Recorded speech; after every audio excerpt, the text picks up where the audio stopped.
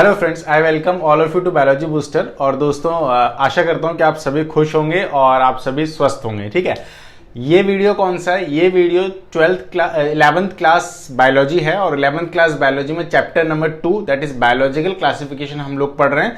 Biological classification पे already 9 video मैंने upload कर दिए हैं, तो ये अपना 10वां वीडियो है। ठीक है, 9 वीडियो अच्छे तरीके से देख लीजिए, समझ लीजिए, तब ये वीडियो आपको समझ में आ पाएगा। ठीक है, मैं फिर रिपीट करता हूं, 11th क्लास बायोलॉजी पे चैप्टर नंबर 2 बायोलॉजिकल क्लासिफिकेशन का ये 10th वीडियो है। ठीक है, तो पिछले वीडियो में हमने फंगी में ए सेक्सुअल रिप्रोडक्शन और सेक्सुअल रिप्रोडक्शन कैसे होता है ये समझा था। अब हम फर्दर कुछ और बात करेंगे इसमें। ठीक है, तो देखिए, सबसे पहले फंगी जो होता है, when a fungus reproduce sexually two haploid hyphae of asexual reproduction वाली कहानी तो खत्म हो चुकी है। सेक्सुअल रिप्रोडक्शन की कहानी में क्या था, कुछ चीजें और थी उसमें। ठीक है, 3 स्टेप्स हमने पढ़े थे ए सेक्सुअल रिप्रोडक्शन में, फंगी में। उसके बाद जो है, when a fungi reproduce sexually two haploid hyphae of compatible mating types come together and fuse. जब जो फंगी होता है या फंगस जो होता है वो सेक्सुअली रिप्रोडक्शन जब उनमें होता है तो क्या होता है, टू हैप्लॉइड हाइफी। हाइफी कौन सा होगा? हैप्लॉइड। हैप्लॉइड डिप्लॉइड की क्या कहानी या पिछले क्लास में समझ चुके हैं अच्छे से। ठीक है, तो यहाँ पे 2 हैप्लॉइड हाइफी होंगे। हाइफी क्या होता है? स्मॉलेस्ट यूनिट है इसके स्ट्रक्चर की। तो हाइफी दो अलग अलग हैप्लॉइड हाइफी हैं। ठीक है, of compatible mating types come together and fuse. ये दोनों एक साथ फ्यूज होते हैं और एक कॉमन जाइगोट बनाते हैं, सॉरी एक कॉमन क्या बनाते हैं, डिप्लॉइड सेल बनाते हैं। ठीक है, क्लियर ये बात? ये कहानी है, हैप्लॉइड और हैप्लॉइड हाइफी मिलेंगे तो एक कॉमन क्या बना देंगे, वो एक कॉमन डिप्लॉइड सेल बना देंगे। ठीक है, इसके बाद some fungi, in some fungi the fusion of 2 haploid cells immediately results in diploid cells. कई में कुछ टाइम बाद डिप्लॉइड सेल्स बनता है और कुछ ऐसे भी फंगी होता है जिनमें फ्यूजन जब होता है 2 हैप्लॉइड सेल्स का तो इमीडिएटली डिप्लॉइड सेल्स बना देता है। मतलब 5 क्रोमोसोम मान लीजिए, एक हाइफी में 5 क्रोमोसोम है सपोज, तो दूसरे हाइफी में 5 क्रोमोसोम कितने हो गए, दोनों मिल गए तो ये होगा 10 क्रोमोसोम। ठीक है, तो ये डिप्लॉयड हो जाता है, मतलब 2n सेट बन जाता है, डबल सेट ऑफ क्रोमोसोम हो जाते हैं इसमें। ठीक है, क्लियर ये बात? इसके बाद in other fungi ascomycetes and basidiomycetes. अब ये एस्कोमाइसिट्स और बेसिडोमाइसिट्स क्या हैं? ये टाइप है फंगी के। ठीक है, क्लियर ये बात? इंसानों के टाइप होता है ना, जैसे African human, Australian human, American human, Indian human. ठीक है, तो अलग अलग टाइप है। वैसे ही ये फंगी के क्या है, अलग अलग टाइप्स हैं, एस्कोमाइसिट्स एंड बेसिडोमाइसिट्स। ठीक है, इनमें क्या होता है, इन फंगी में an intervening dikaryotic stage n+n that is 2 nuclei per cells occurs. Such a condition is called dikaryon. In fungi में क्या होता है, एस्कोमाइसिट्स और बेसिडोमाइसिट्स में, कि एक इंटरवीनिंग डायकैरियोटिक स्टेज आती है। ठीक है, अब देखो शब्दों को तोड़ना सीखें। डाय बोले तो डाय मतलब होता है 2, पता है सभी को। डाय मतलब क्या होता है? 2। करियो मतलब बताया था, करियो कभी भी आया उसका मतलब होता है न्यूक्लियस। तो मतलब 2 न्यूक्लियस वाला स्टेज है। मतलब इसमें जब फ्यूजन होगा तो प्रोटोप्लास्ट का फ्यूजन तो हो गया, लेकिन न्यूक्लियाई जो है, ठीक है, वो प्रॉपरली पूरा एक नहीं हुआ है, वो 2 न्यूक्लियाई हैं इस तरीके से। ठीक है, इस तरीके से लगे हुए 2 न्यूक्लियाई हैं।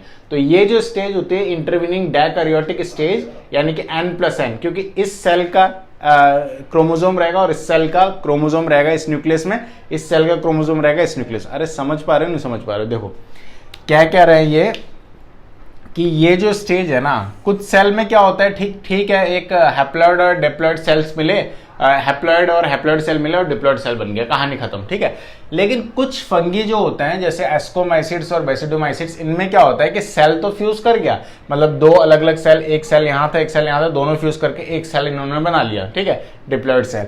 लेकिन इसमें जो न्यूक्लियस है ये एक नहीं हो पाया, ये 2 रहे। ठीक है, मतलब एक न्यूक्लियस ये है और दूसरा न्यूक्लियस को अलग कलर से बनाता हूं मैं। ठीक है, एक न्यूक्लियस ये है, तो ये 2 अलग अलग न्यूक्लियस है। तो चूंकि यहाँ पे 2 न्यूक्लियस है तो इसको डायकैरियोटिक स्टेज कहा गया। n+n मतलब इसमें n सेट ऑफ क्रोमोसोम है और n मतलब इसमें n सेट ऑफ क्रोमोसोम है, ये 2n नहीं है, याद रखना। ठीक है, that is 2 nuclei per cells occurs such a condition is called dikaryon. और इस कंडीशन को हम क्या कहते हैं, डायकैरियन की स्टेज या डायकैरियोटिक स्टेज। ठीक है, डायकैरियोटिक स्टेज जो होती हैं तो ये पर्टिकुलर डायकैरियन कहलाएगा। ठीक है, ये तो स्टेज कौन सी कहलाएगी, डायकैरियोटिक, और ये पूरा सेल ओवरऑल जो बना है इसको कहेंगे डायकैरियन। ठीक है, क्लियर ये बात? And the phase is called dikaryo phase of fungus. ठीक है, डायकैरियोटिक स्टेज बोलो, डायकैरियोफेज बोलो, एक ही बात है, ज्यादा कंफ्यूज नहीं होना है। डायकैरियोटिक स्टेज बोलिए या डायकैरियोफेज बोलिए, फंगस का एक ही बात है। और ये जो सेल बना है इसको डायकैरियन बोल दिया, ठीक है, क्लियर है ये बात। चलिए, later the parental nuclei fuse and the cells become diploid. इसके बाद क्या होता है, इसके बाद आगे ये सेल इस तरीके से, सेल तो एक ही रहता है लेकिन ये जो अपना न्यूक्लियस था ना, ये जो दो अलग अलग न्यूक्लियाई थे ये एक ही बन जाता है, ठीक है, और ये पूरा फ्यूज हो जाता है, ठीक है, ये ऐसे फ्यूज हो जाता है, मतलब न्यूक्लियाई भी क्या हो जाता है, फ्यूज हो जाता है। तो अब ये सेल कैसा हो गया, क्योंकि एन एन नहीं रहा अब ये, ठीक है, अब ये 2n हो गया क्योंकि इसका n और इसका n मिल गया है, ठीक है, मतलब डबल सेट ऑफ क्रोमोसोम हो गया। तो ये कौन सा सेल हो गया, डिप्लॉयड हो गया, ठीक है, क्लियर है बात। ये समझ में नहीं आएगा डिप्लॉयड हिप्लॉयड जब तक पिछला वीडियो नहीं देखा होगा। जो लोग पहले ये इसी वीडियो को देख रहे हैं डायरेक्टली, डिप्लॉयड हैप्लॉयड का कंसेप्ट या तो कहीं और से आपने पढ़ा हो, आपको क्लियर होना चाहिए 10th लेवल पे ही, या अगर नहीं क्लियर है तो पिछला वाले वीडियो जरूर देखें, तभी आपको समझ में आ पाएगा कि डिप्लॉयड हैप्लॉयड होता क्या है, ठीक है, क्लियर है बात। तो अब ये कौन सा सेल बन गया, डिप्लॉयड सेल बन गया, मतलब इसमें 2 सेट ऑफ क्रोमोसोम है, ठीक है। मान लीजिए इसमें 5 क्रोमोसोम थे और इसमें 5 क्रोमोसोम थे, तो यहाँ पे कितने क्रोमोसोम हो गए, अब 10 क्रोमोसोम, ठीक है, क्लियर है बात। तो यही चीज इन्होंने बताई है, later the parental nuclei fuse and the cells become diploid, ठीक है। The fungi form fruiting bodies in which reduction division occur leading to formation of haploid spores। अब मजेदार बात है, देखो, later the parental nuclei fuse and the cells become diploid, ठीक है। The fungi form fruiting bodies in which reduction division occurs leading to formation of haploid spores। अब देखो ये इससे ठीक है, ये एक फंगी से ये आया सेल और एक फंगी से ये आया, ठीक है। उसके बाद दोनों सेल मिले, कहानी क्या थी, एक फंगी का हाइफी था, एक दूसरे फंगी का हाइफी था, हैप्लॉइड थे दोनों मिले, डिप्लॉयड बन गया, ठीक है। दोनों का प्रोटोप्लास्ट फ्यूज हुआ था लेकिन दोनों का न्यूक्लियाई फ्यूज नहीं हुआ। उसके बाद हमने देखा इस स्टेज में आके, डायकैरियन वाली स्टेज में आके न्यूक्लियाई भी फ्यूज कर गया, ठीक है। और फाइनली ये डायकैरियन में न्यूक्लियाई फ्यूज नहीं हुआ था, फिर आगे जाके न्यूक्लियाई फ्यूज हो गया। तो अल्टीमेटली फाइनली क्या हुआ कि पूरा प्रोटोप्लास्ट फ्यूज कर गया और पूरा आपका न्यूक्लियाई भी फ्यूज कर गया। तो फाइनली क्या बन गया, एक सेल बन गया। कौन सा सेल बन गया, डायजाइगोटिक सेल बन गया, ठीक है। अब ये डायजाइगोटिक सेल रहेगा, ये फ्रूटिंग बॉडीज बनाएगा, मतलब मैच्योर हो जाएगा पूरा, ठीक है। अब इससे जो सेल बनेंगे, मुझे एक बार बताओ, इससे जो सेल बनेंगे आगे, ये एक सेल बना मान लो, ये इससे दूसरा सेल बना, ठीक है। तो ये जो सेल बने दोनों, इसमें ऑब्वियस सी बात है क्रोमोसोम जाएंगे इसके, ठीक है, इसमें क्रोमोसोम जाएंगे इसके न्यूक्लियस में, दोनों से, ठीक है। तो मुझे एक बात बताइए कि जो सेल बनेंगे इससे, ये फर्दर जब मैच्योर होगा और फ्रूटिंग बॉडी बना लेगा, ये डिप्लॉयड है, ये याद रखना, ये 2n है, ठीक है। तो इससे जो सेल बनेंगे वो हैप्लॉयड होंगे कि डिप्लॉयड होंगे, ठीक है, क्लियर है बात, वो होंगे डिप्लॉयड। क्या होंगे, डिप्लॉयड, ये गलत है, वो डिप्लॉयड नहीं होंगे, वो हैप्लॉयड होंगे, ठीक है। देखो अगर ये डिप्लॉयड सेल ही बनाएगा, ठीक है, तो यहां से फिर आगे क्या होगा, ये डिप्लॉयड सेल हो गया, मान लीजिए डिप्लॉयड सेल बनाता है, ये भी डिप्लॉयड सेल बनाता है, ठीक है। तो अब ये डिप्लॉयड है, 2n है और ये भी 2n है, तो जब ये दोनों फ्यूज होंगे आगे तो ये 4n हो जाएगा, तो यहाँ पे गणित गलत हो जाएगी, ठीक है। समझ पा रहे हैं आप इस बात को, मतलब हमें क्या चाहिए कि जब ये आगे फ्यूज करे ना कभी, तो इनसे 2n ही बने, ठीक है। तो वो कब बनेगा, जब ये होंगे हैप्लॉयड, ध्यान से समझना चीजों को, तब वो कब बनेगा, वो जब वो होंगे हैप्लॉयड, ठीक है। तो ये 2n है, तो मतलब यहाँ पे ये बनेगा n और ये भी क्या होगा, n होगा, ठीक है। मतलब ये दोनों सेल हैप्लॉयड होने चाहिए, ये कंडीशन मस्ट है, समझ पा रहे हैं, ये n और n होना चाहिए। अब ठीक है सर, क्लियर है ये बात कि ये ठीक है, ये ऐसे जाइगोट बना, ये आपका जो डिप्लॉयड सेल बना और ये फ्रूटिंग बॉडीज बनाया, मैच्योर हुआ, फिर ये डिवाइड किया तो इससे 2 सेल बन गए और दोनों सेल, ये तो डिप्लॉयड था लेकिन दोनों जो नए सेल बने वो हैप्लॉयड बने, ये तो हमें समझ में आ गया। लेकिन ये समझ में नहीं आया कि हैप्लॉयड ही क्यों बने, ये डिप्लॉयड क्यों नहीं बने। ये हैप्लॉयड ही इसलिए बने, ये डिप्लॉयड इसलिए नहीं बने क्योंकि यहां पे एक डिवीजन हुआ और उस डिवीजन का नाम था मियोसिस। क्या हुआ, यहां पे मियोसिस हुआ, ठीक है, क्लियर है बात। और ये मियोसिस की वजह से ही जो क्रोमोसोम्स हैं वो कैसे बने, हैप्लॉयड बने। मियोसिस क्या होता है, मैं फिर रिपीट कर देता हूं, एक सेल से जब नए सेल बनते हैं तो क्रोमोसोम की संख्या अगर आधी हो जाए नए सेल में, डॉटर सेल में, पेरेंट सेल से, तो इसको कहते हैं हैप्लॉयड सेल। ठीक है, और इस प्रोसेस को कहते हैं मियोसिस, ठीक है। जबकि माइटोसिस में जब एक पेरेंट सेल से डॉटर सेल बनता है तो क्रोमोसोम की संख्या हाफ नहीं होती है, अगर ये 2n था तो ये भी 2n ही होगा, ठीक है। क्लियर है ये बात? तो यहाँ पे डिवीजन कौन सा हुआ? मियोसिस। हम में भी होता है मियोसिस, ठीक है। तो यहाँ पे फंगी में कौन सा डिवीजन हुआ है? मियोसिस हुआ है। फंगी आर क्लासिफाइड, ठीक है, समझ पाए इस बात को? अच्छा, ये था ये। और ये जो मियोसिस होता है, मियोसिस बोलो या रिडक्शन डिवीजन बोलो, एक ही बात है, ये कंफ्यूज मत होना। मियोसिस बोलो या रिडक्शन डिवीजन बोलो, एक ही चीज है, ठीक है। Occurs leading to formation of haploid spores, ठीक है। अब हैप्लॉइड स्पोर्स बन गया, तो ये क्या कह रहे थे? Later the parental nuclei fuse and the cells become diploid, the fungi form fruiting bodies in which reduction division occurs leading to the formation of haploid spores। समझ पाएंगे इसे आप, ठीक है। अब इस पूरे को रिपीट कर देता हूं एक बार। देखो क्या कहानी है, सिंपल सी बात है, ठीक है। कोई भी इस दुनिया में ऑर्गेनिज्म है, जब वो मैच्योर होगा तो रिप्रोडक्शन होगा, और रिप्रोडक्शन होगा तभी उसकी ऑफस्प्रिंग मतलब उसकी संतान होगी। ये प्रोसेस बहुत जरूरी है, क्योंकि अगर ये प्रोसेस नहीं हुआ तो इस दुनिया में कोई भी किसी की भी जो ऑफस्प्रिंग है या प्रजाति है वो आगे नहीं बढ़ पाएंगी, या फिर सर्वाइवल में भी उसके खतरा आ जाएगा, ठीक है। तो जैसे हर स्पीशी में ये प्रोसेस होता है रिप्रोडक्शन का, वैसे ये प्रोसेस फंगी में भी होता है। अब फंगी में दो टाइप से रिप्रोडक्शन हो सकता है, एसेक्सुअल भी, सेक्सुअल भी। एसेक्सुअल तो हम पढ़ चुके हैं तो उसकी बात नहीं करेंगे। यहां पे कौन सा रिप्रोडक्शन था? सेक्सुअल। सेक्सुअल रिप्रोडक्शन में 3 मेन स्टेप्स हमने पढ़ लिए थे पहले ही।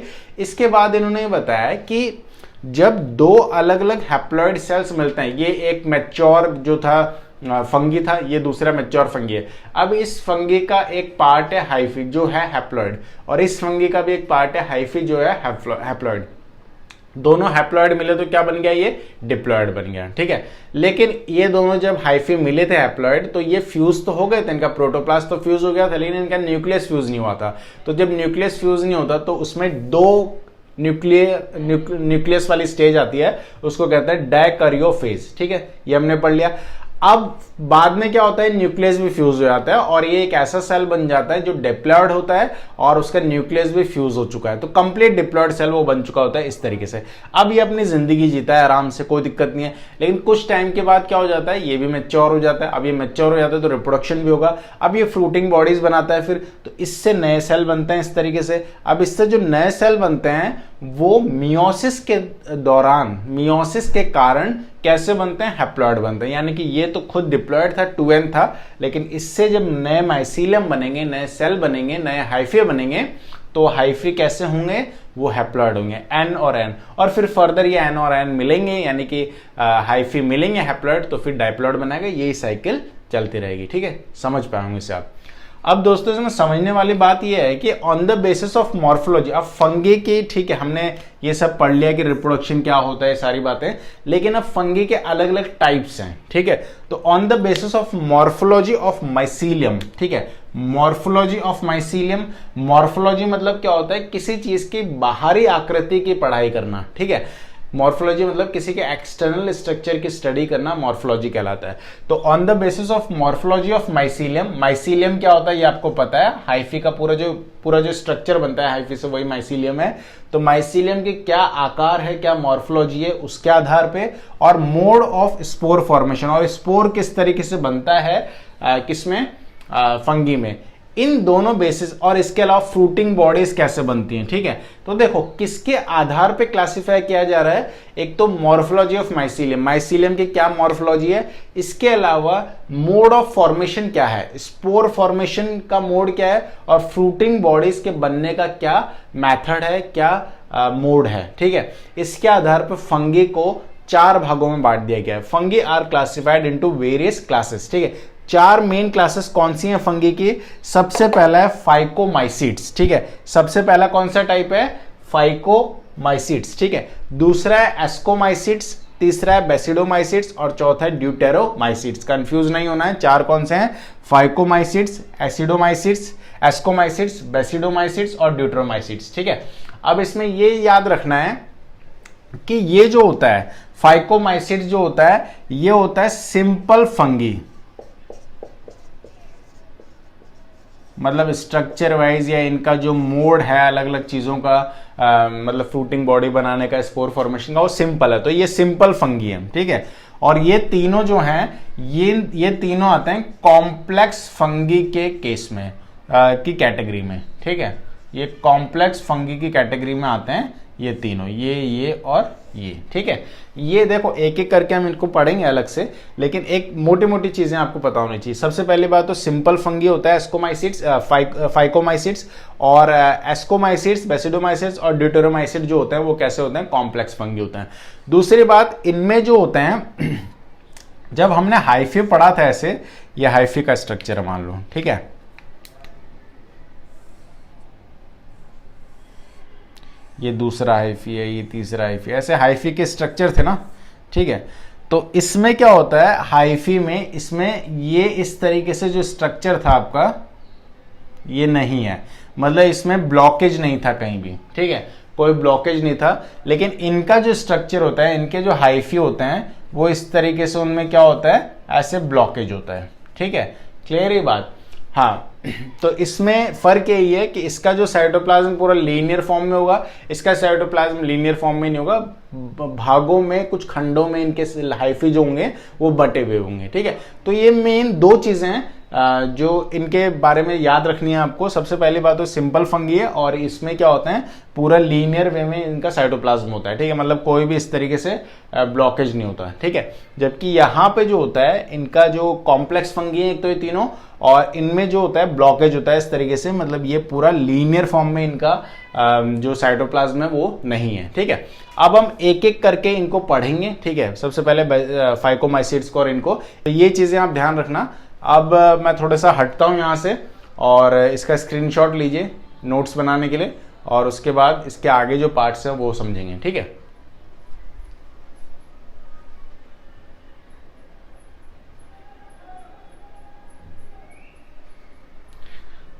चलिए, तो आपने स्क्रीनशॉट ले लिया होगा नोट्स के लिए। अब इसके आगे के जो पार्ट्स हैं उनको एक एक करके, ये जो टाइप्स हैं इसके 4, इनको एक एक करके समझते हैं, ठीक है, क्लियर है ये बात। दोस्तों, अब जो फर्स्ट टाइप है फाइकोमाइसिटीज, इसकी बात करते हैं, ठीक है। फाइकोमाइसिटीज से पहले आप समझ लें कि ये जो चारों फंगी के टाइप हैं ये ट्रू फंगी की कैटेगरी में आते हैं, ठीक है, चारों ही ट्रू फंगी है। लेकिन फाइकोमाइसिटीज इन दूसरे जो 3 फंगी हमने देखे अभी, मतलब 4 टाइप देखे ना हमने, तो इसमें जो फर्स्ट है फाइकोमाइसिटीज, वो एस्कोमाइसिटीज या ड्यूटेरोमाइसिटीज, ये जो 3 अलग कैटेगरी थी उनसे अलग क्यों है, क्योंकि फाइकोमाइसिटीज में ये एक ऐसा फंगी है जिसमें क्या पाया जाता है एक तरीके से मतलब ये सिंपल है एक तो, ठीक है, simple structure wise simple fungi है, जबकि ये कंपैरेटिवली कैसे होते हैं, थोड़े से कॉम्प्लेक्स होते हैं। दूसरी बात, ये जो फाइकोमाइसिटीज है इसमें क्या होता है एक तरीके से सेप्टा पाया जाता है, सेप्टा नहीं पाया जाता है, असेप्टेट है, ठीक है। जैसे ये हाइफी है, मान लीजिए कि ये हाइफी है, ये दूसरा हाइफी है, ठीक है, ये तीसरा हाइफी है। ये हाइफी क्या होता है, सेल होते हैं, ठीक है। ये इनके अंदर क्या है, ये इस तरीके से न्यूक्लियस है। तो मैं आपको ये समझाना चाह रहा हूं कि ये जो होता है फाइकोमाइसिटीज, इसमें इस तरीके से सेप्टा नहीं होता। सेप्टा हम पहले पढ़ के आए, सेप्टा यानी कि ब्लॉकेज इस तरीके से नहीं होता। तो ये जो पूरा इनका पूरा जो स्ट्रक्चर होगा, ये जो सेल होगा, हाइफी होगा, इसमें मल्टी न्यूक्लिएटेड होगा ये, क्योंकि सीधी सी बात है पूरा एक ही सेल हो गया तो मल्टी न्यूक्लिएटेड, बहुत सारे न्यूक्लियस होंगे और प्रोटोप्लाज्म पूरा फैला हुआ रहेगा, ठीक है। जबकि जो दूसरे 3 हैं, एस्कोमाइसिटीज, ड्यूटेरोमाइसिटीज, जो दूसरे 3 हैं उनमें क्या होगा, इस तरीके से सेप्टा पाया जाएगा, ठीक है। तो ये जो होता है ये कैसा होता है, असेप्टिक, या तो असेप्टिक बोल सकते हैं, असेप्टेट, ठीक है, मतलब सेप्टा नहीं है, या फिर इसे आप क्या बोल सकते हैं, नॉन सेप्टेट भी बोल सकते हैं। नॉन सेप्टेट बोलो या असेप्टेट बोलो, एक ही बात है, ठीक है। और इस टाइप के सेल को कोएनसाइटिक कहा जाता है, अभी आगे देखेंगे, ठीक है। कोएनोसाइटिक कौन से सेल को कहा जाता है, ऐसे सेल जिनमें सेप्टा नहीं हो और जो मल्टी न्यूक्लिएटेड हो, सीधी सी बात है, ठीक है, क्लियर ही बात। इसके अलावा एक बात और अभी मैंने कही थी कि study of fungi, study of fungi जो है दोस्तों वो है माइकोलॉजी। थोड़ा सा इसमें कंफ्यूज था, ठीक है, कंफ्यूजन की वजह से थोड़ा सा मैंने गलत बोल दिया, तो वो ऐसा नहीं है। माइकोलॉजी स्टडी ऑफ क्या है, फंगी, फंगी की जो पढ़ाई है वो क्या है, माइकोलॉजी। और फाइकोलॉजी, फाइकोलॉजी क्या है, एल्गी, ठीक है, ये याद रखना। तो स्टडी ऑफ एल्गी क्या होता है, या तो एल्गोलॉजी बोल दो या फाइकोलॉजी बोल दो। स्टडी ऑफ फंगी एक ही है, क्या है, माइकोलॉजी, ठीक है, क्लियर है बात। अब अपन बात करते हैं फाइकोमाइसिटीज की। तो फाइकोमाइसिटीज क्या है, देखिए मेंबर ऑफ फाइकोमाइसिटीज, सबसे पहले तो इसको एल्गल फंगी भी बोलते हैं, एक और नाम है इसका, फाइकोमाइसिटीज बोलो, सिंपल फंगी बोल दो, या फिर नॉन सेप्टेट बोल दो, या असेप्टेट फंगी बोल दो, या फिर आप क्या बोल सकते हैं, एल्गल फंगी भी इसको कह सकते हैं फाइकोमाइसिटीज को, ठीक है। Members of phycomycetes are found in aquatic habitats, aquatic habitats में पाए जाते हैं, मतलब कि ये पानी वाले क्षेत्र में पाए जाएंगे, उमस वाले या पानी या दलदली क्षेत्र या पूरा जो पॉन्ड है उस टाइप की जगहों पे ये पाए जाएंगे, ठीक है। On decaying would in moist and damp places, ठीक है, मॉइस्ट यानी कि नमी वाली जगहों पे, जो पानी के आसपास जो नमी वाली जगह रहती है वहां पे जो लकड़ियां रहती है उन पे नमी रहेगी, वो उनमें थोड़ी गीली रहती है वो, तो वहां पे ज्यादा ग्रो करते हैं फाइकोमाइसिटीज, मॉइस्ट प्लेसेस पे और डैम्प प्लेसेस पे, डैम्प मार्शीज एरिया होते हैं ना वहां पे, ठीक है। और as in moist and damp places और as obligate parasite on plant, और ऑब्लिगेट पैरासाइट के तौर पे ये प्लांट में यूज कर सकते हैं, प्लांट में ग्रो करते हैं, ठीक है। तो इनका जो लोकेशंस है, इनका जो हैबिटेट है वो क्या है, मार्शी प्लेसेस, मतलब जो ऐसी जगह जहां पे थोड़ा पानी ज्यादा है, ठीक है, तो पानी की वजह से वुड जो है वो थोड़ी गीली हो जाती है, उमस होती है उसमें, वहां पे ग्रो करते हैं। इसके अलावा ये ट्री में ग्रो करते हैं, डैम प्लेसेस या ट्री में ग्रो करते हैं, ऑब्लिगेट पैरासाइट के तौर पे ट्री पे ये या प्लांट पे ग्रो करते हैं, ठीक है। अब ये ऑब्लिगेट पैरासाइट क्या होता है, सबसे पहली बात तो पैरासाइट क्या होता है ये आपको पता है। पैरासाइट मतलब कोई ऐसा organism, single seller multi cellular कोई भी हो सकता है, जो किसी होस्ट के ऊपर ग्रो करे या अंदर ग्रो करे, ठीक है, ये होता है पैरासाइट। अब पैरासाइट कई टाइप के होते हैं, ऑब्लिगेट पैरासाइट हो गया, फैकल्टेटिव पैरासाइट हो गया, ठीक है। ऑब्लिगेट पैरासाइट वो पैरासाइट होता है जो अपना जीवन काल, अपनी जो पूरी रिप्रोडक्शन है या जो उसके लाइफ के इंपॉर्टेंट प्रोसेसेस हैं वो होस्ट के बिना कंप्लीट नहीं कर सकता। ध्यान देना मेरी बात पे, ऑब्लिगेट पैरासाइट वो पैरासाइट होता है जो अपना लाइफ साइकिल पूरा नहीं कर सकता होस्ट के बिना, ठीक है। और फैकल्टेटिव पैरासाइट वो पैरासाइट होता है जो पैरासाइट नहीं है, एक नॉर्मल ऑर्गेनिज्म है, लेकिन अगर उसको कुछ कंडीशन मिले ऐसी तो वो पैरासाइट बन सकता है, ठीक है। तो दोनों में अंतर है, ये कौन सा पैरासाइट है, ऑब्लिगेट पैरासाइट है, ठीक है। इसके बाद द माइसीलियम इज असेप्टेड, अभी बताया मैंने, असेप्टेड यानी कि इस तरीके से सेप्टा नहीं होगा इस पर्टिकुलर सेल में, इस पर्टिकुलर टाइप में, फाइकोमाइसिटीज के जो हाइफी होंगे उनमें। एंड कोएनसाइटिक, कोएनसाइटिक उसे ही बोलते हैं जिसमें सेप्टा ना हो और जो जिसका जो मल्टी न्यूक्लिएटेड हो, ठीक है, मतलब बहुत सारे न्यूक्लियस आपको इस तरीके से दिखेंगे। Asexual reproduction take place by zoospores, spores से एसेक्सुअल रिप्रोडक्शन होता है, यहाँ पे ज़ूस्पोर्स से होगा। ज़ूस्पोर्स में फ्लैजिला होता है तो मोटाइल हो गया, ऑब्वियस सी बात है, या तो मोटाइल से भी हो सकता है या नॉन मोटाइल स्पोर से भी हो सकता है। अब मोटाइल स्पोर्स को तो कहते हैं ज़ूस्पोर, और नॉन मोटाइल स्पोर जिनसे ये रिप्रोडक्शन कर सकता है एसेक्सुअल रिप्रोडक्शन, वो है एप्लेनोस्पोर्स, ठीक है। तो सिंपल सी बात है, फाइकोमाइसिटीज जो है वो एसेक्सुअल रिप्रोडक्शन कर सकता है या तो ज़ूस्पोर्स से, जो कि जिनमें फ्लैजिला होता है तो ये मोटाइल होते हैं, और या फिर नॉन मोटाइल स्पोर से भी, और नॉन मोटाइल स्पोर जिनसे ये एसेक्सुअल रिप्रोडक्शन परफॉर्म करता है उसको कहते हैं एप्लेनोस्पोर्स। याद रखना है इन चीजों को, ठीक है। इसके बाद these spores are endogenously produce in sporangium. Sporangium क्या है, वो स्ट्रक्चर जिसके अंदर स्पोर्स बनते हैं। स्पोर्स क्या है, इनके गैमेट्स की तरह है, ठीक है। जैसे अगर हम ह्यूमन मेल में बात करें तो स्पर्म का प्रोडक्शन होता है स्क्रोटम में, ठीक है, तो वैसे ये स्ट्रक्चर है जहां पे इसके गैमेट्स बन रहे हैं, ठीक है, जिनसे ये रिप्रोडक्शन का प्रोसेस का कंप्लीट होगा। तो स्पोर्स जो है इसके गैमेट एक तरीके से, स्पोर्स का प्रोडक्शन मेनली कहां होता है, स्पोरेंजियम के अंदर, इसलिए इसको एंडोजीनियसली प्रोड्यूस कहा है, ठीक है। तो ये उसके जो स्पोरेंजियम होता है उसके अंदर प्रोड्यूस होता है क्या, स्पोर्स, ठीक है। Zoospores are formed by fusion of two gametes, ठीक है। ज़ाइगोस्पोर, सॉरी ज़ूस्पोर नहीं है, कंफ्यूज नहीं होना, ठीक है। देखो ये ज़ूस्पोर्स था और ये ज़ाइगोस्पोर है, तो ज़ाइगोस्पोर्स जैसे ज़ाइगोट होता है तो वैसे ही ज़ाइगोस्पोर्स बना है उसी से, ठीक है। तो ज़ाइगोस्पोर्स भी दो सेल्स के फ्यूजन से, दो गैमेट्स के फ्यूजन से बनता है, ठीक है। तो are formed by fusion of two gametes, zygospores, ठीक है। Zygospores are formed by fusion of two gametes, याद रखना है। These gametes are similar in morphology, isogamous. अब ये जो गैमेट दो अलग अलग गैमेट्स के फ्यूजन से हुआ है, अब ये जो दो अलग अलग गैमेट्स हैं ये सेम भी हो सकते हैं। अगर ये सेम है मॉर्फोलॉजी वाइज मतलब स्ट्रक्चर वाइज तो ये आइजोगैमस कहलाता है, और अगर ये डिसिमिलर है तो एनाइजोगैमस या ऊगैमस कहलाता है। ठीक है, याद रखना इन चीजों को कि इसमें जो फ्यूजन ऑफ टू गैमेट्स हो रहा है, फ्यूजन ऑफ टू गैमेट्स हो रहा है तो सिंपल सी बात है सेक्सुअल रिप्रोडक्शन हो रहा है। ठीक है, अभी सेक्सुअल रिप्रोडक्शन या फ्यूजन ऑफ टू गैमेट्स ऐसे गैमेट्स के बीच में भी हो सकता है जो दिखने में सेम है, और ऐसे गैमेट्स के बीच में भी हो सकता है जो दिखने में सेम नहीं है स्ट्रक्चर वाइज। ठीक है, तो दिखने में सेम है तो कहेंगे आइजोगैमस, अगर दिखने में सेम नहीं है तो ऊगैमस या एनाइजोगैमस। एन यानी कि ना, मना कर रहा है। ठीक है, एनाइजोगैमस। ठीक है, एनाइजोगैमस या oogamous. Some common examples are, ये याद रखना है, मोस्ट इंपॉर्टेंट एग्जाम्पल याद रखिएगा। म्यूकर। म्यूकर क्या होता है? एक फंगी का ही टाइप है जो सॉइल में या हमारे डाइजेस्टिव ट्रैक्ट में भी होता है, या रॉटन जो वेजिटेबल्स होती हैं, सड़ी हुई जो वेजिटेबल्स होती हैं उनमें कई बार ये ग्रो कर देता है। ठीक है, तो ये इसका एग्जाम्पल है। फाइकोमाइसिटीज का एग्जाम्पल हो गया, एक तो म्यूकर हो गया, एक राइजोपस, ये इंपॉर्टेंट है। ब्रेड माउल्ड है ये। ठीक है, ब्रेड माउल्ड, ब्रेड खाया, अब खाया तो अब क्या हो गया, अब किसी ने बुला लिया। ठीक है, तो बुला लिया तो अब चले गए घूमने, अब घूमने चले गए तो याद ही नहीं रहा। ठीक है, ऐसे ही पड़ा रहेगा 2-3 दिन।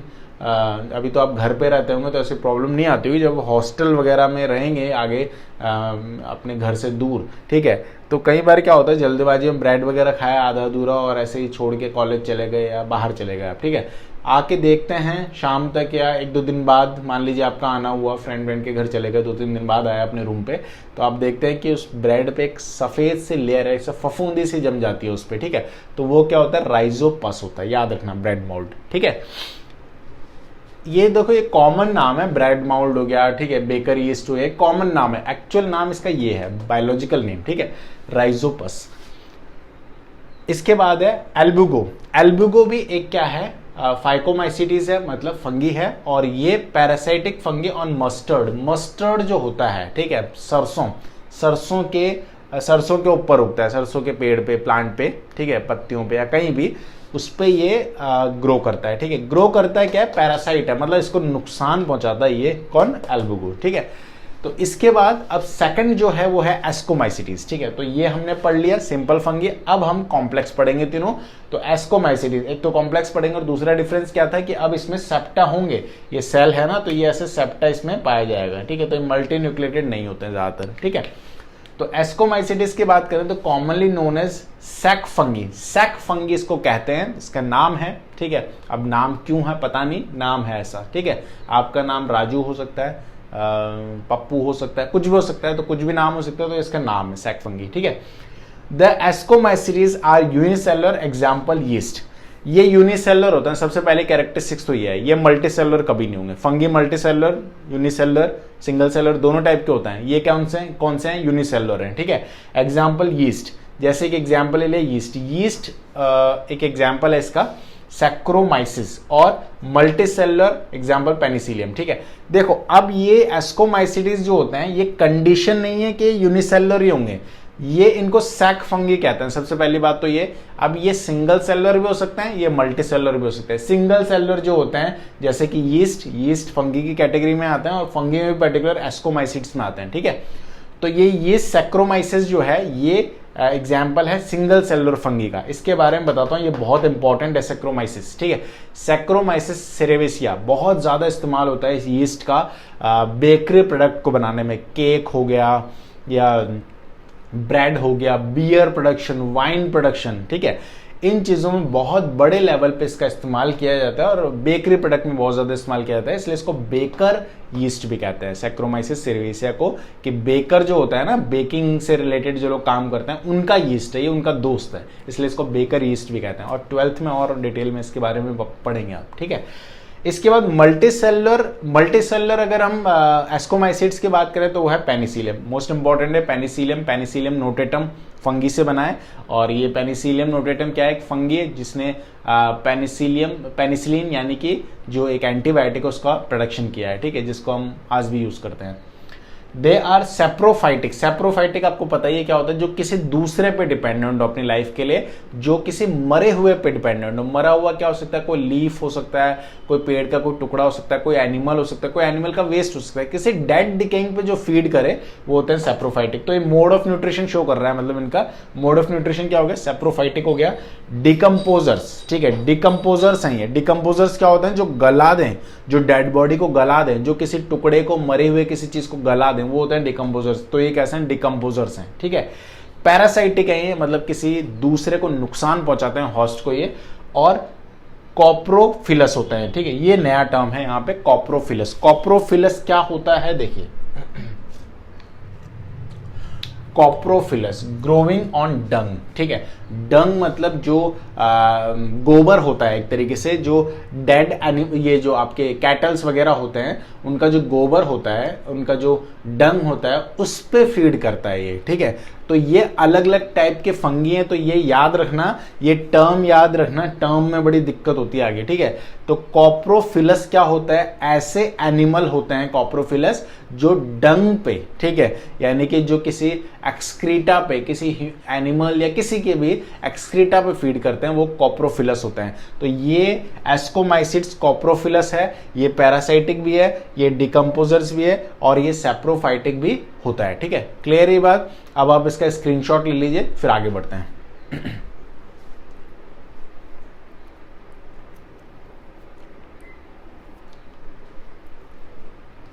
चलिए, स्क्रीनशॉट ले चुके हैं, अब इसके बाद की कुछ और चीजें समझते हैं। एस्कोमाइसीट्स के बारे में कुछ और बातें करते हैं। सबसे पहली बात, और बातें क्या है, माइसीलियम जो होता है इसमें ब्रांच्ड होता है और सेप्टेट होता है। सेप्टेट तो होगा ही, सबसे पहला वाला जो है अपना फाइकोमाइसीट्स को छोड़ के जितने भी हैं उनमें सेप्टेट होता ही है ऑलमोस्ट, ठीक है।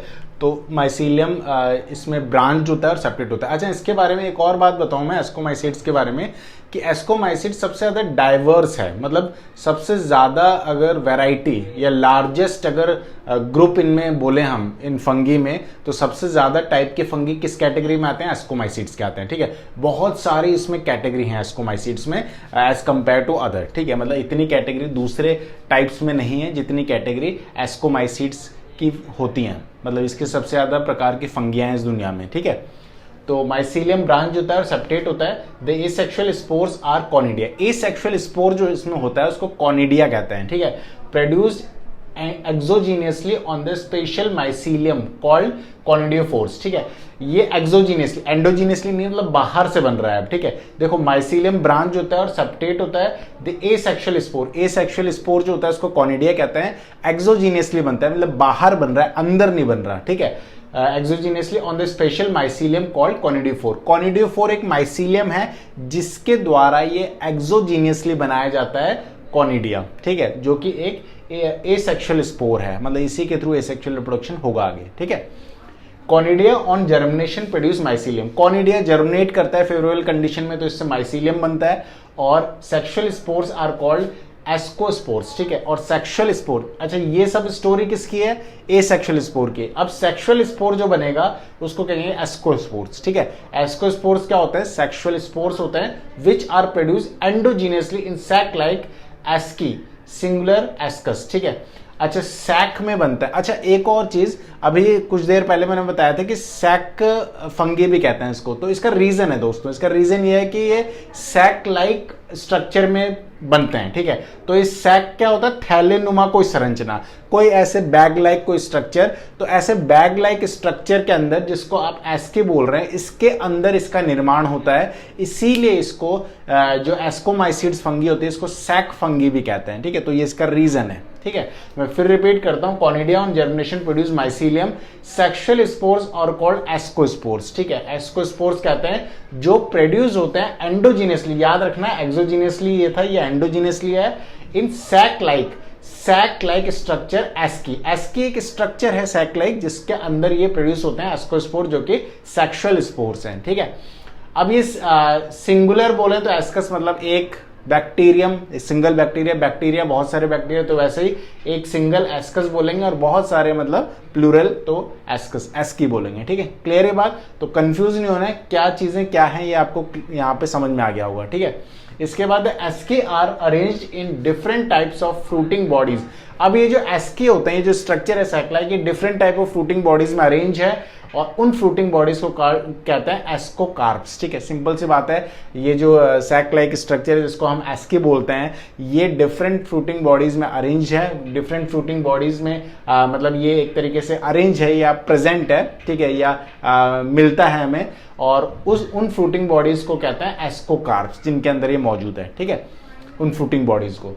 सम एग्जाम्पल्स आर एस्परजिलस, याद रखना एस्परजिलस एग्जाम्पल है एस्परजिलस फ्यूमिगेटस। इससे होता है आपको ये स्किन के डिसऑर्डर है। ठीक है, एस्परजिलस फ्यूमिगेटस एक फंगी की डिसऑर्डर है। देखो मैं बताता हूं आपको। हाँ यही है, रिंगवॉर्म हो गया, अस्थमा हो गया। ठीक है, तो रिंगवॉर्म एस्परजिलस फ्यूमिगेटस से ही होता है। ठीक है, रिंगवॉर्म जो है वो एस्परजिलस फ्यूमिगेटस से होता है। एस्परजिलस रिंगवॉर्म क्या होता है, ऐसे धब्बे से गोल गोल धब्बे से पड़ जाता है ना स्किन पे वो, और वो किससे होता है, एस्परजिलस फ्यूमिगेटस से। तो इसी कैटेगरी का है ये, मतलब एस्कोमाइसीड्स टाइप का ही फंगी जिससे रिंगवॉर्म होता है। ठीक है, एस्परजिलस है।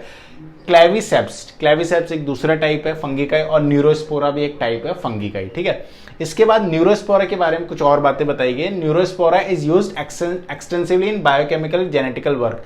बायोकेमिस्ट्री से रिलेटेड कोई काम करते हैं, बायोकेमिकल कोई काम करते हैं, या फिर जेनेटिक लेवल पे कोई काम करते हैं, तो उस पर मॉडल ऑर्गेनिज्म के तौर पे इसका ज्यादातर यूज किया जाता है। न्यूरोस्पोरा का मतलब बहुत ज्यादा इसका यूज किया जाता है जेनेटिक वर्क करने के लिए। ठीक है, या बायोकेमिकल वर्क करने के लिए। ठीक है, many members like morels and truffles, इसी के न्यूरोस्पोरा के ही कुछ मेंबर जैसे कि मॉरल्स बफल्स, ये क्या है, ऑब्वियस सी बात है फंगी के नाम है, तो ये फंगी के टाइप हैं। ठीक है, कौन से फंगी हो भी, न्यूरोस्पोरा। न्यूरोस्पोरा कौन सा टाइप का फंगी है, एस्कोमाइसिड्स। ठीक है, तो ये जो न्यूरोस्पोरा टाइप के फंगी हैं मॉरल्स और बफल्स, ये ज्यादातर एडिबल होता है, मतलब इनको खा सकते हैं, खाने में यूज किए जाते हैं।